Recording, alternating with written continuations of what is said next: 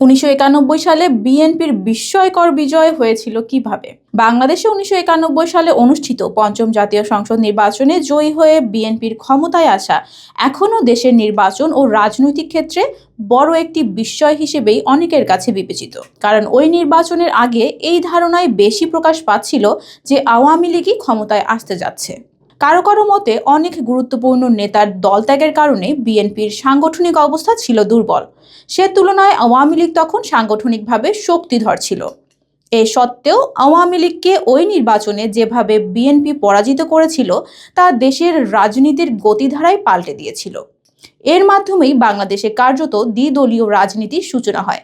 পাশাপাশি ওই সংসদের মাধ্যমেই বাংলাদেশে সংসদীয় পদ্ধতির সরকার পুনঃপ্রতিষ্ঠা হয়েছিল। আবার সব দলের সম্মতির ভিত্তিতে নিরপেক্ষ সরকারের অধীনে হলে নির্বাচন সুষ্ঠু ও গ্রহণযোগ্য হওয়ার যে ধারণা, তারও আনুষ্ঠানিক প্রয়োগ হয়েছিল 1991 সালের 27 ফেব্রুয়ারি অনুষ্ঠিত ওই নির্বাচনেই। সেই ভোটে বিএনপির হয়ে গুরুত্বপূর্ণ দায়িত্বে থাকা একজন নেতা বলেছিলেন, নির্বাচনের আগে জাতির উদ্দেশ্যে দুই নেত্রী শেখ হাসিনা ও খালেদা জিয়ার দেওয়া ভাষণের পরপরই তারা আঁচ করতে পেরেছিলেন যে পরিস্থিতি ধীরে ধীরে বিএনপির অনুকূলে আসছে। বিশ্লেষকরা অবশ্য বলছেন যে ওই ভাষণ ছাড়াও নির্বাচনে জয়ের বিষয়ে আওয়ামী লীগের অতিরিক্ত আত্মবিশ্বাস এবং দলটির নেতাদের বিবৃতিতে নিজেদের বড়াই বা দম্ভের বহিঃপ্রকাশ বিএনপিকে সুবিধা করে দিয়েছিল।